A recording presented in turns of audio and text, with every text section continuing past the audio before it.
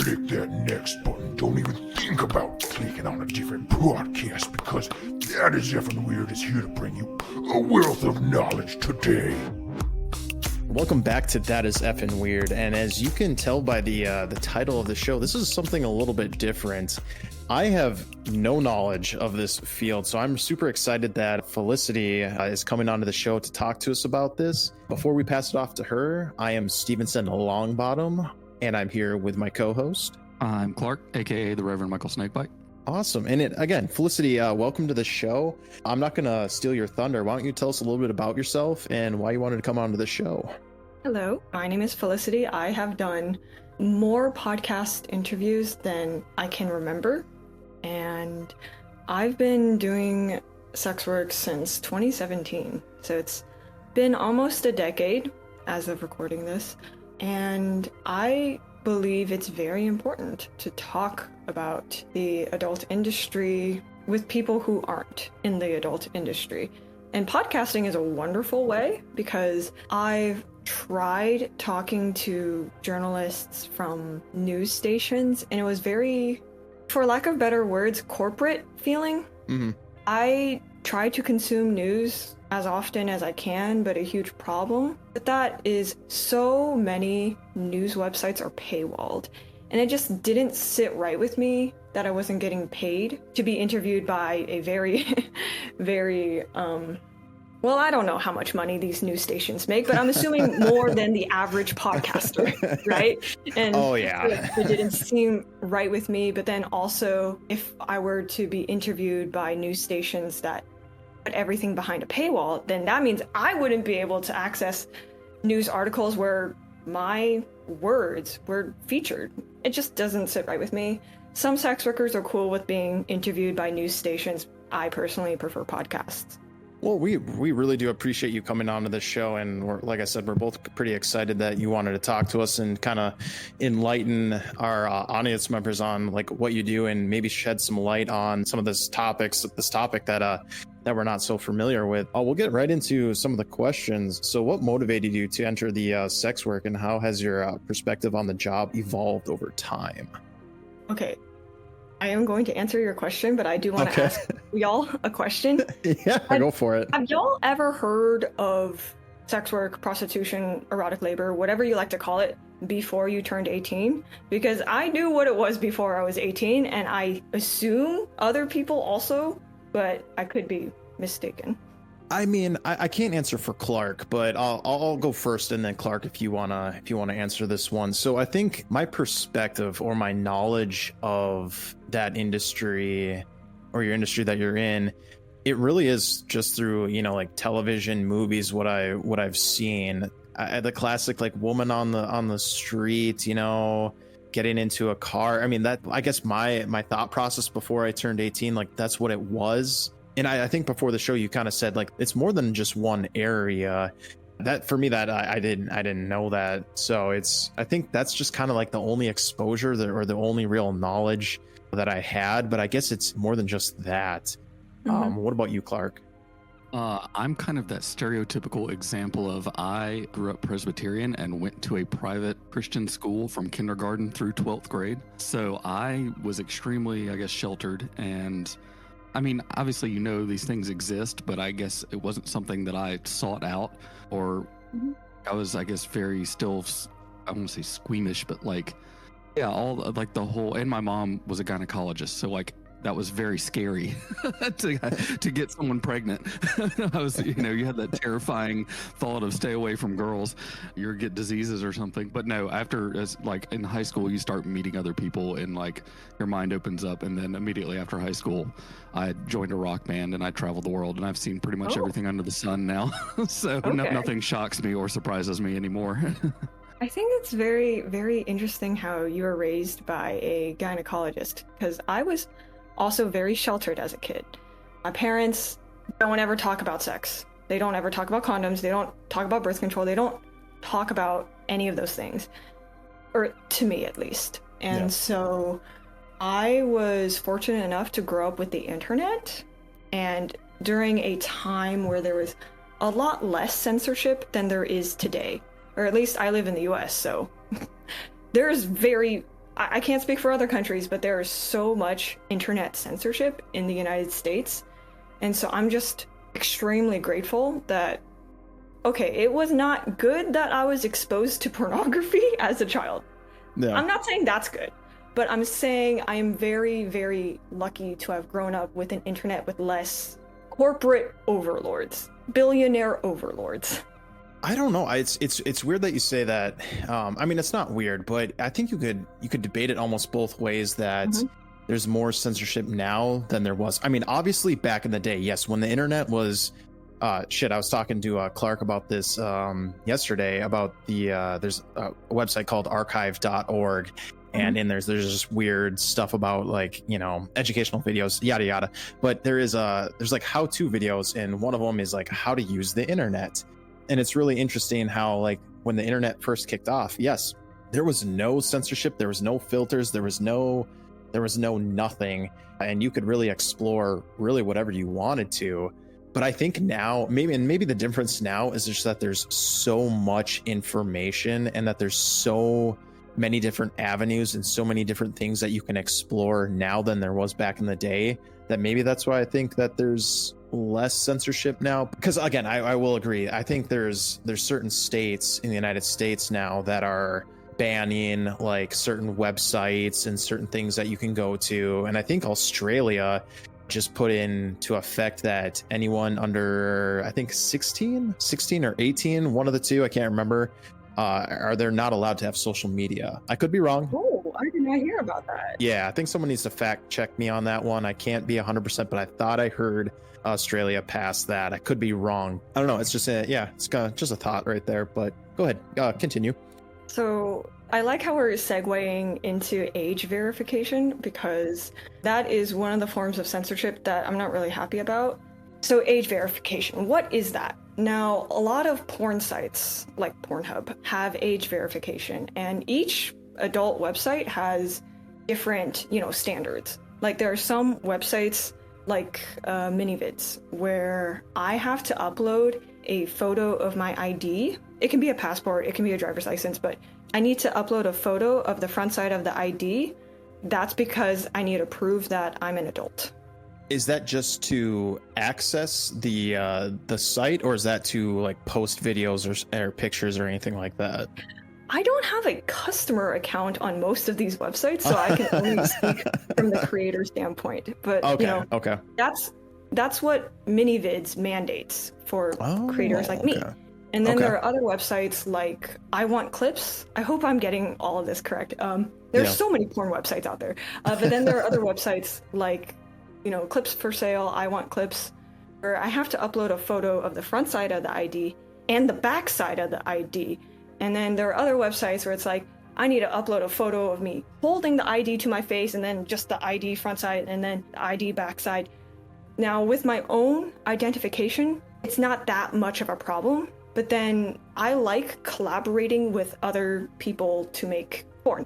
And so it can be very, very frustrating when it's like, okay, I'm gonna visit my friend who's hundreds of miles away. We're gonna make some stuff together, take photos of each other's IDs and email it to each other. And then by the time I get home and I'm trying to upload it to these websites, it's like, oops, I did not take a photo of the backside of their ID. I did not take a photo of them holding their ID to their face. And it's like, I need to earn money back because it costs money to see my friends, to maybe book a hotel room or a dungeon. And it's like, I don't want to fly all the way back there just to take that photo. And this is something that was introduced to pretty much every major adult site, I would say around 2022. I started uploading porn to these major websites in like 2019. So that means there are a ton of porn makers who filmed porn with other people prior to these new laws, and they're like, oh shit, I think the person that I made this video with changed their phone number, or they changed their email address or something. And it's like, how am I supposed to contact them to ask them for all this identification? And then there's the other thing where it's like, IDs I think last for about a year, passports last for about 10 years. And so, I have a driver's license expiring this year. I just got a new passport. So that's good because I don't have to worry about renewing my passport anytime soon. Yeah. But there's so many problems, and I have not even gotten to, encryption. Like, what if a website does not have the best code, not the most secure code, and somebody can hack into that, access all this government information, and it's just, as a sex worker, it's so scary. The thought of somebody finding out my real name, somebody finding out where I live, somebody finding out, the names of my parents and where they live. And so I understand that you should be an adult to access adult entertainment. Age verification has brought forth so many problems, and we're seeing that, I think, in Australia, where it's like, okay, sex workers are the canaries in the coal mines. Let's see if we can force, like, literal children, like 15, 16, 17-year-old children, to upload photos of their ID on the internet. Whilst I think there are some reliable encryption services, I don't believe there is such a thing as a 100% foolproof cyber secure software.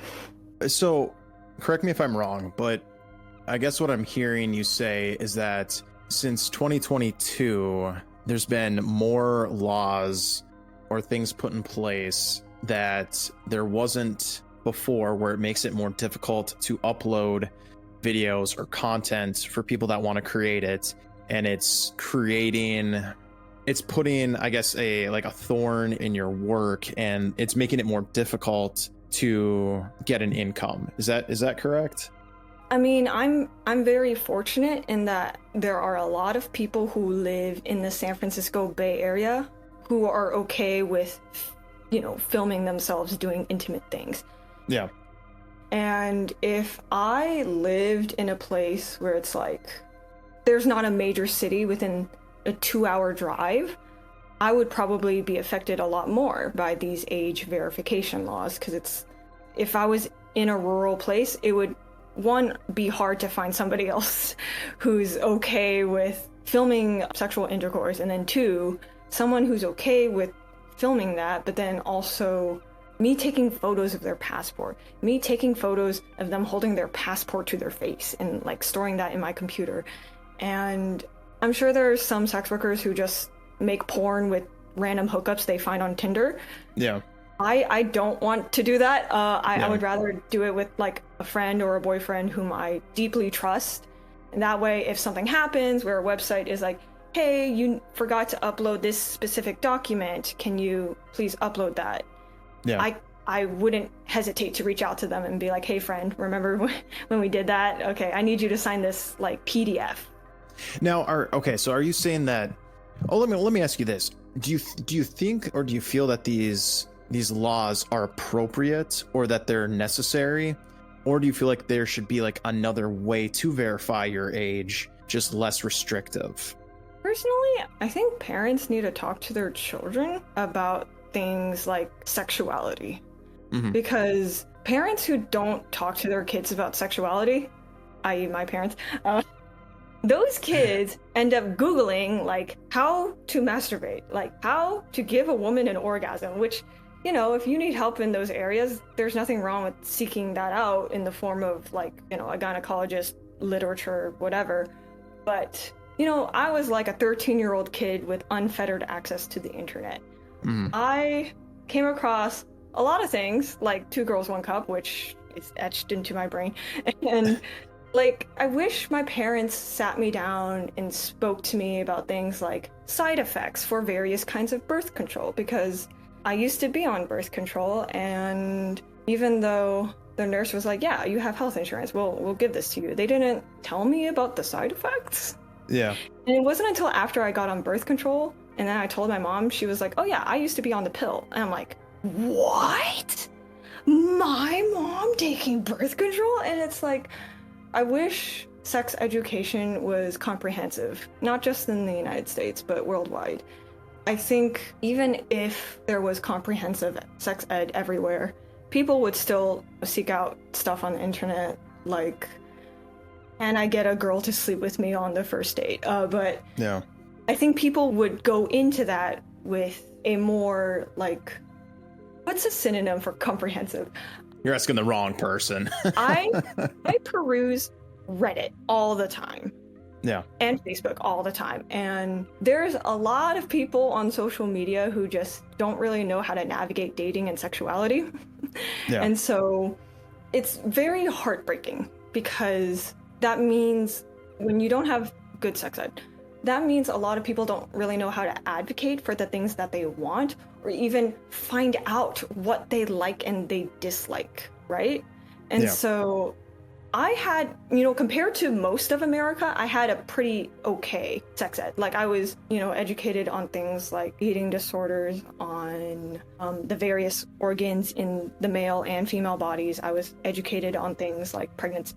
Compared to other people, like my boyfriend who grew up in a U.S. territory, I had pretty good sex ed. But even that had its pitfalls, Like, I've endured, like, more sexual assaults than I can remember. Whilst I do think sexual assault is always the perpetrator's fault, there's no education on what victims should do. I attended college at this California university, meaning I had to take like Title IX training every quarter.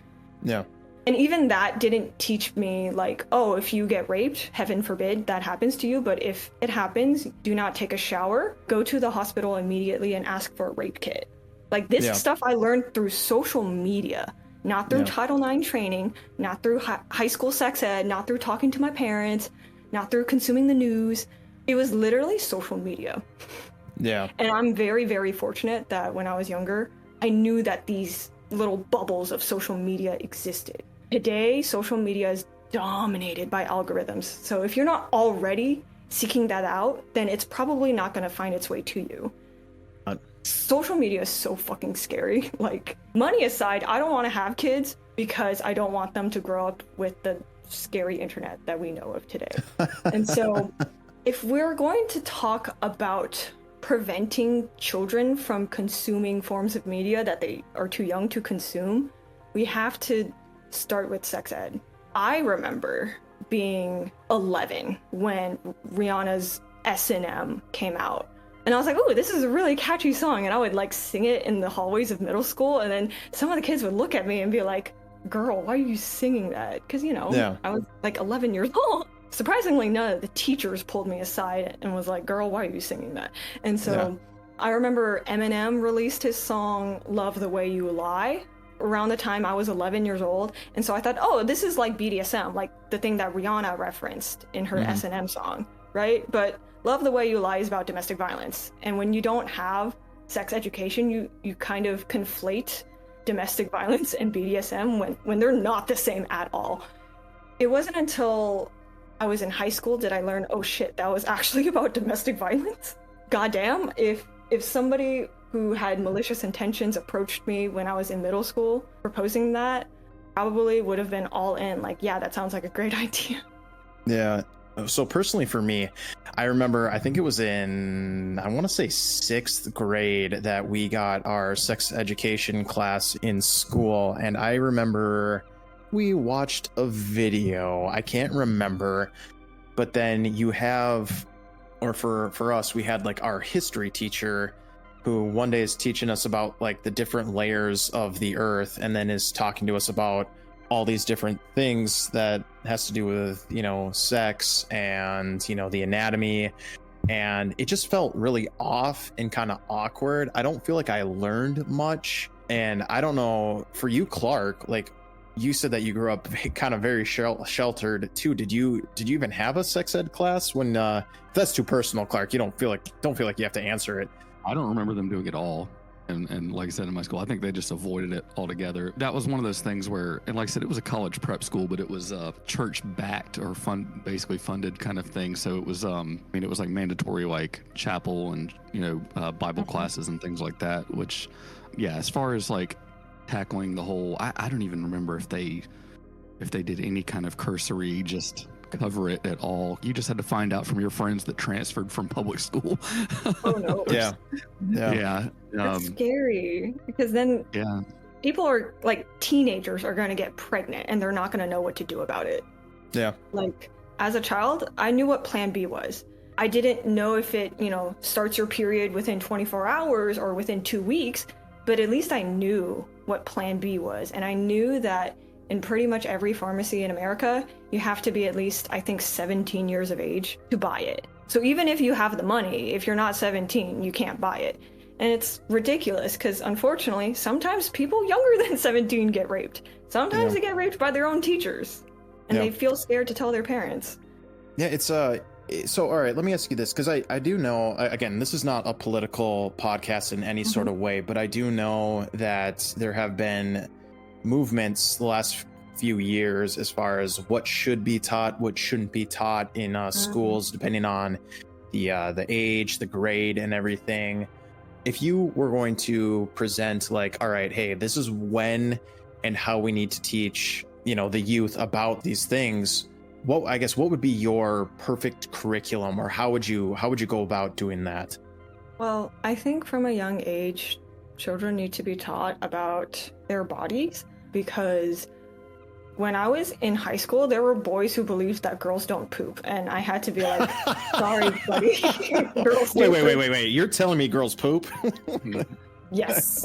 And so, there are boys in high school who don't even realize that girls poop. And it's like, buddy, how'd you get this far in life without learning? Right. And so after people are taught about their bodies, I think people need to be taught about like LGBT culture and relations. So when I was a kid, gay marriage was not legal. It was passed in, like, Obergefell v. Hodges was passed in 2015. So next month will be the 10-year anniversary of that passing, and I'm kind of scared that the current administration is going to overturn Obergefell v. Hodges. But yeah, when I was in high school, I remember taking history class, and my teacher is mixed. And he had a lot of students in his class who were mixed, but one of the mixed students asked the teacher, how does a person come out mixed? And he said, interracial sex. And I'm like, buddy, you are mixed. Like how do you not know that this is how mixed babies, come into the world? Yeah. But when you open up a biology textbook, pretty much all the diagrams of, pregnant bellies are of white people. Only until very recently have we started seeing diagrams of non-white people for pregnancy and whatnot. And non-white people have existed for millennia. Yeah. We've been giving birth for millennia. Do you think it should be taught in public schools, or do you think it should be a different entity altogether where some outside agency comes in and the school really doesn't have anything to do with it? I think it should be in public schools. Honestly, I think third grade is a good place to start, because there are a lot of girls who start growing breasts in elementary school. There's a lot of girls who start their first period in elementary school. And I think all elementary, middle, and high schools should have free sanitary napkins. I don't think any girl, regardless of her age, should feel embarrassed to ask for pads and tampons. I remember being a child going to the nurse's office to ask for pads, and I think to this day, public schools in America have pads that are 40 years old or something. They're so old and they're so uncomfortable. There are products you can buy right now at a general, store like Target and Walmart that are comfortable, and not like the shit that they put out into the market 50 years ago. I don't know why public schools are still providing that as their free form of sanitary napkins, but public schools in America have uncomfortable pads. Well, is it almost I don't mean to be crude or anything like that, but is it almost like the toilet paper situation where it's half ply, where it's you can see through it? Oh, they use the cheapest material ever. Yeah, is it? Do you think it's something like that where it's okay, yes, they're cutting costs. Yeah, could we get the stuff that is comfortable? Yes, but does it save the school some money if we don't? Yes. Do you think it's one of those situations? Oh yeah, and I was fortunate enough to attend school in a high-income neighborhood. So if the schools in the high-income neighborhoods are giving out extremely cheap pads, then I can only imagine how hard it is for students in low-income neighborhoods like my boyfriend when he was growing up.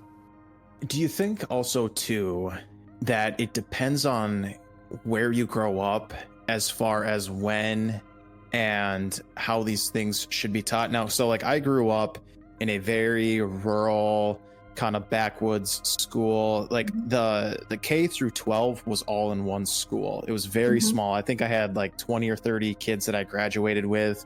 Clark, I don't know what your school was like, but you can kind of see the difference in like just like the different parts of the United States. Now, do you think it shouldn't matter where it is and how it is? Like everything should be taught kind of not like a blanket, but no matter what you said, like, okay, third grade, do you think across the board, it doesn't matter where you are, high income, low income, third grade, that is where you teach this? Honestly, yes, because everyone, regardless of income level, has to go through puberty at some point. And unfortunately, child sexual assault happens all over the globe. And kids need to be taught about their bodies and about consent so that if, heaven forbid, a child gets assaulted, then they know what to do. I will say I 100% agree with you on that, because I don't even think I knew about resources like that until I was an adult. Not like when I went to college, high school, nowhere or anywhere did I hear someone say, like, if something happens to you, you have this, like kind of like what you're saying, don't take a shower, you need to go to the hospital, you need to get like these services that are provided to you, you need to get that done. I don't think I even knew about that till after college. So I think it's one of those things where you bring up a great point where everyone needs to know that there's these resources and there are these things that you can do to help you out. So I would agree with that. Mm-hmm. I am very, very fortunate to have learned what domestic violence is at a young age, but no one ever taught me what to do if I myself were to find myself. Yeah. You know, like the math ain't mathin'. Yeah, no kidding.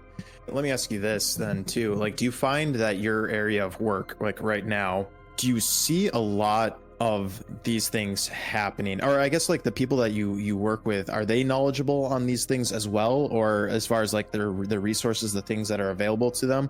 Or do you feel like the people that you meet, the people that you work with, do you feel like they are unaware of these things that they can do? I would say that sex workers, on average, tend to be more sexually educated than civilians.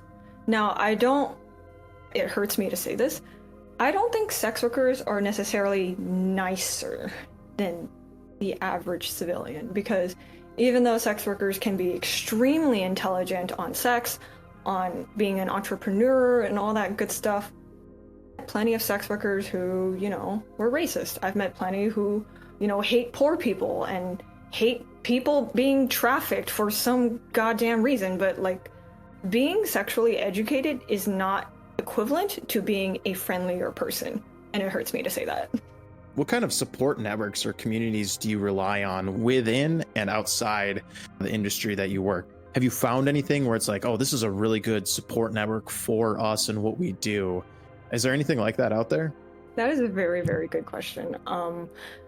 From the top of my head, Hacking Hustling is a grassroots organization that focuses on cyber safety for sex workers. And so they put out a bunch of infographics on like why you should use a VPN, the difference between communicating through Signal versus WhatsApp. And since technology advances scarily fast now, it's great that we have a organization that focuses on specifically cyber safety for sex workers. And I think people in general can benefit from that, not just sex workers. Oh, yeah, 100%. I mean, we even said this, or we were kind of talking about it at the beginning of the show, is just how much the internet has changed from when you were younger to what it is now, and just the amount of like, I think you can scour the internet for like 30 minutes to an hour and you can always see the VPN ads. There's always those advertisements out there. And it's true, because like, you have to be careful. People are so good at what they do, and they were trying to figure out where someone was, and based on just the wins I think it was like someone was making a video, and based how the winds were in the video, they were able to pinpoint his location. That was the Shia LaBeouf thing. That was the Shia. Oh, that was the Shia Okay, LaBeouf thing. I was not guessing Shia LaBeouf, but I was thinking of stream sniping, which is a term that was recently introduced to me. So I'm not like an avid Twitch user, but Yep. I know that Twitch has its own slang. And so stream sniping is when you're watching a Twitch streamer who's just somewhere in public, and then a user just finds them. Oh. They just finds them because Yeah. they're watching the live stream.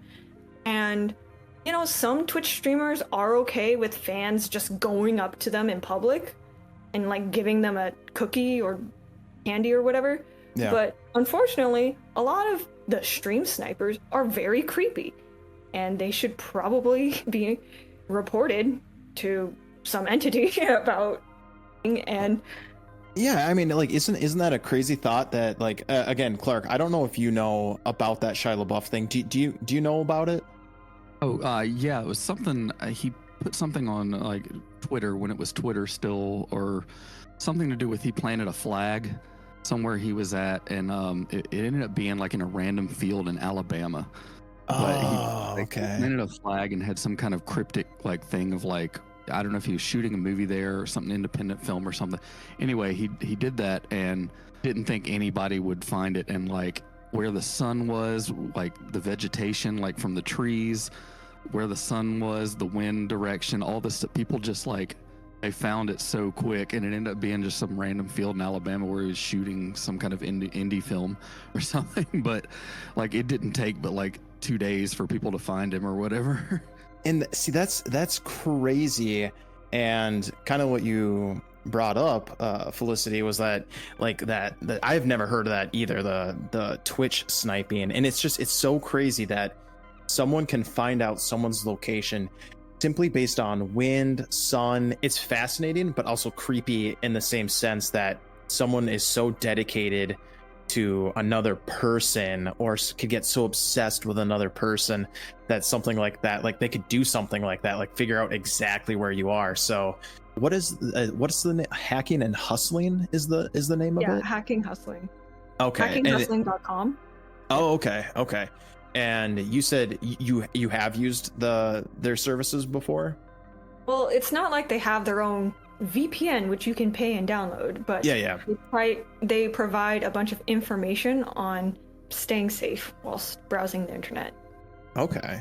Well, let me ask you this. How do the platforms like OnlyFans, Twitter, some of the other sites that you upload to, how do they help or hinder your ability to do your job? Have you found some of these websites to be more helpful than other ones, or what do you think? That's a very good question. The first thing that came to my mind was because these websites rely on Visa and MasterCard, that they're basically slaves to Visa and MasterCard. Because if Visa and MasterCard say, we don't like being associated with your company, we are going to withdraw, then they're going to be like, shit, we're going to have to close our doors tomorrow. So unfortunately, because these financial institutions hate sex workers, they tell companies like Pornhub, OnlyFans, ManyVids, all those companies, we don't like being associated with perverted degenerates. So you cannot have pregnancy porn. You cannot have like BDSM porn. You can't have... I could go on for hours about all the fetishes that are not allowed. Each and every single website, but I'm not going to do that. And so just know that because Visa, MasterCard controls pretty much all the banks, the national banks, regional banks, the credit unions, we all kind of have to kowtow to them, which is really unfair. I haven't even started talking about AI. Now, because all these adult companies are like, oh, we're trying to promote healthy sexual practices, so we're going to do things like, you got to upload an ID for every performer in every video. There are some problems that arise, such as sometimes I just want to film a solo video, no other partner, just me. And I'm going to use a realistic looking dildo. When AI scans that, they're going to be like, you have a second, like there's a second performer in this video. You need to upload an ID for that. And I'm like, yo, there is no second performer. That's just a dildo. But, you know, the software is like, you're lying to us. So you're saying that these websites use the help of AI to verify your videos, and if you have things within the video, that is so weird that AI will. I mean, it's not surprising because it's AI. AI is smart. Don't get me wrong. It's weird that it would think that. Now, okay, so do you have to? What do you do in those sort of situations? Do you like just hold it up and it's like, oh no, do you have to like alter the video in any sort of way, or how does that work? Never happened to me, but I know it happens to other people. Like, there's a lot of porn sites that don't allow for urine. You know, some cam girls when they masturbate, they squirt. It happens. It's normal. But then the website will be like, you did something that is prohibited on our website. We don't allow for urine. And it's like, yo, I squirt when I orgasm. I can't help it, okay? But these porn companies, they don't have the sex workers' interests at heart. They have the millionaires' interests at heart. Are you saying that like the financial companies are the ones that are putting the AI software in there, or like telling these websites like, hey, you need to use AI? Or is it just the websites themselves are telling like the companies like, hey, we're using AI to better identify X, Y, and Z? I can't really speak from the administrative side, but right now I live in the San Francisco Bay Area, so it's like a tech hub. It seems like everybody who's a business owner, entrepreneur is being pressured to integrate AI, even when it doesn't really make sense to. For example, one of my friends has a degree in fine arts, some kind of art degree, because she's an artist, right? And she was telling me the other day that she wants to create an app where people can review art tools like paintbrushes and acrylic paints, etc. And, you know, when she brings up this idea to investors, they're like, so how are you going to incorporate AI into this? And she's like, does this really need AI? Yeah. It's just like a Yelp for arts and crafts. Like, I don't think that's necessary, but it seems like everyone is being pressured to incorporate AI. It's almost like the, I would almost equate it to like almost like the 3D craze that was going on in like the early 2000s, where it seemed like every movie was 3D. I think they remade like Jaws, Jurassic Park in 3D, and it was like, okay, this movie was made 20 years ago. It doesn't really make sense to do that. Like there was a bunch of horror movies that were made in 3D. That was like, it doesn't make sense. The movie could be just as equally as good without it.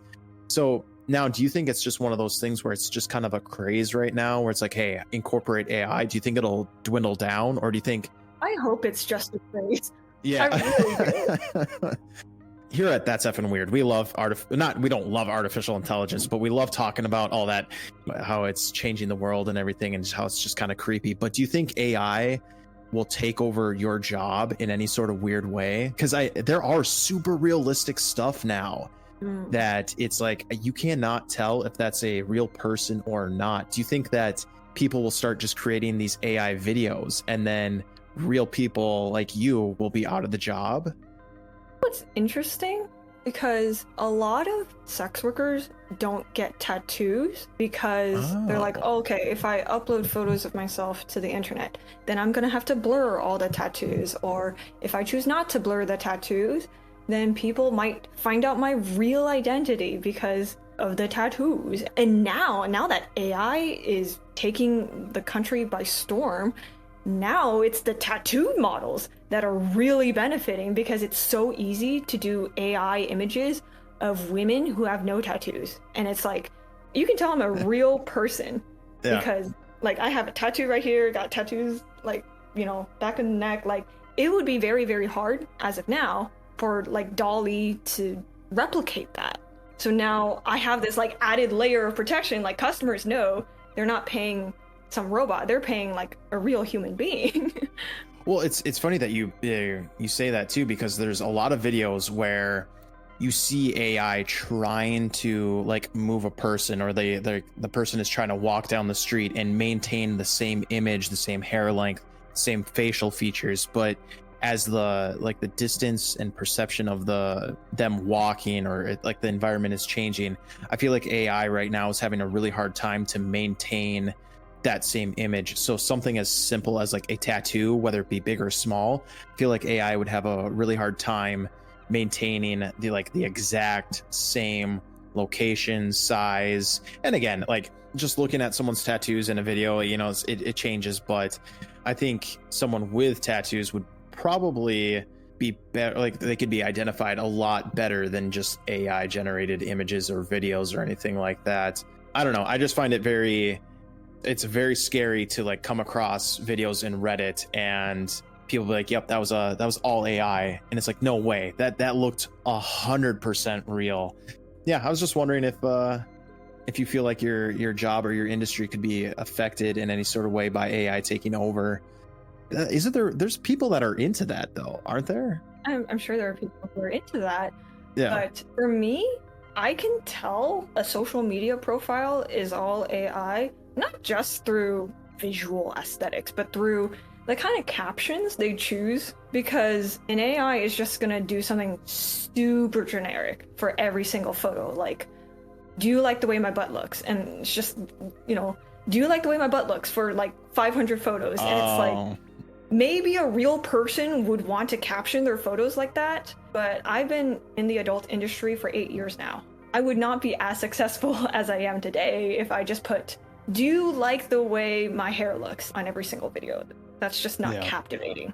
You bring up a lot of good points, and I hate to cut this short, but we're running out of time.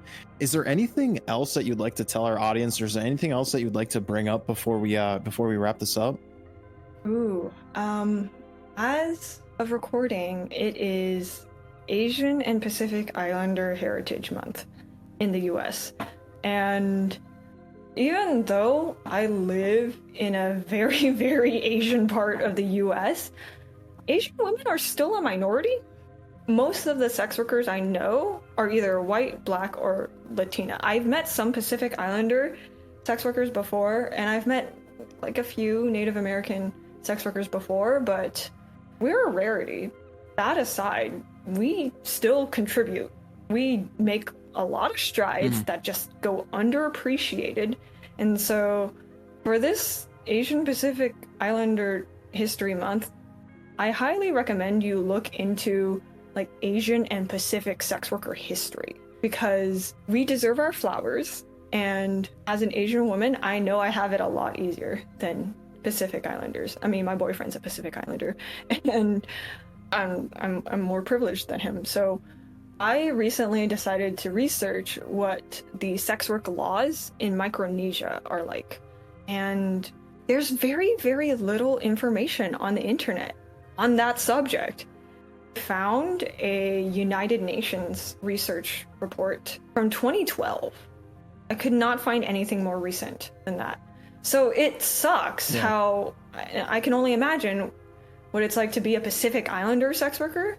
And, the last time the UN has actually acknowledged that they exist was back in like 2012. I was still in middle school at that point. And so please give your flowers to Asian and especially Pacific Islander sex workers. Well, I mean, that's like you've shed a lot of light and a lot of like, you threw a lot of information at us today. And how would you, like, one more question, and then Clark, I'll pass it to you if you have any questions, but like trying to kind of prep for the show a little bit. I don't know if this is just me not knowing how to use the internet anymore. How do you go about looking up things on the internet? Like exactly what you were saying, like do a little bit of research, show your appreciation. How would you go about, I guess, like looking that stuff up on the internet, or how could you support something like that if you wanted to? Okay, Twitter and Instagram are great social media sites to find sex workers. Yes, we exist on other social media, but it's primarily on Instagram and Twitter.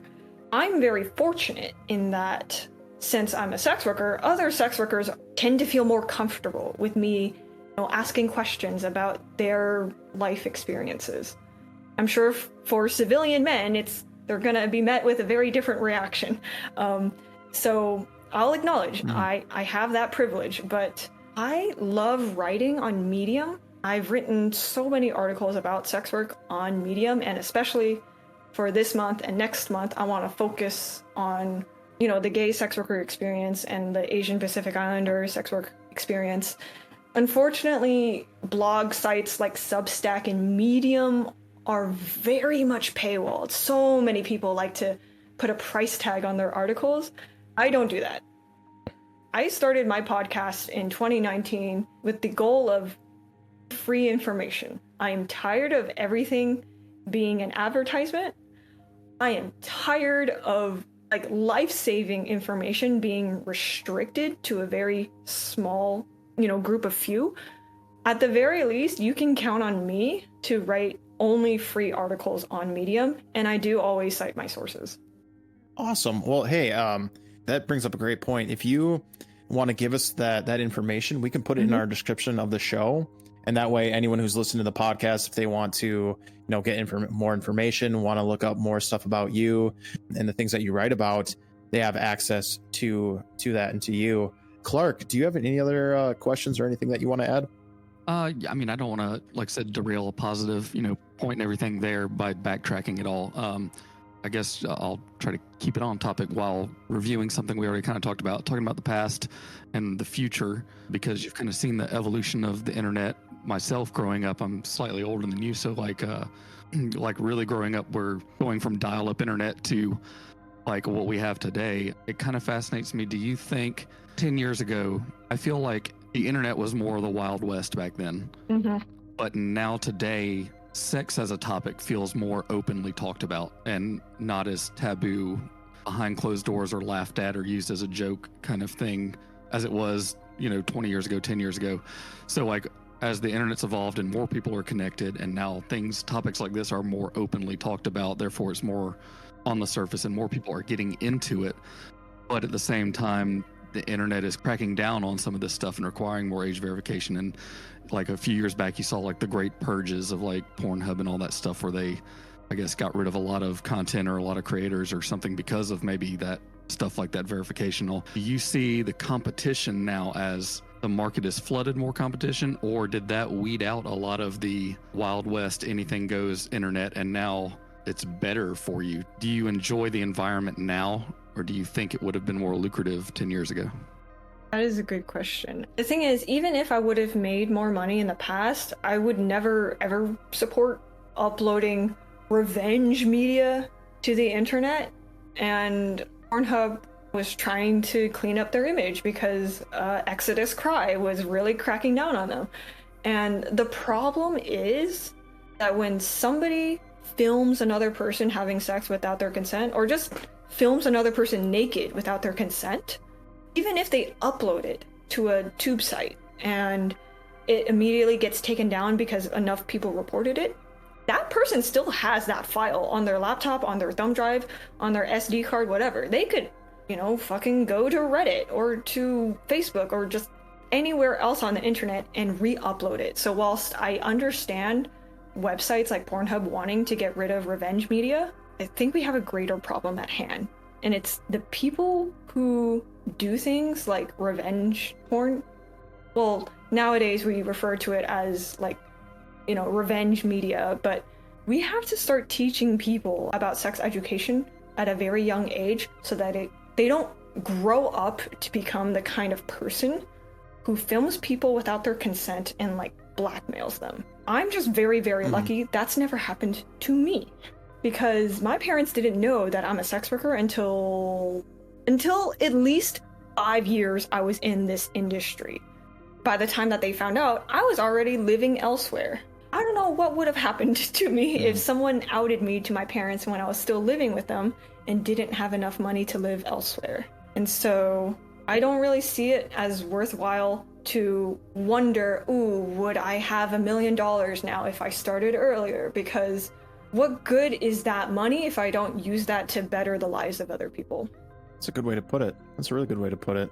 Well, Felicity, Clark, did that answer your question? Yeah. I mean, practically, yeah.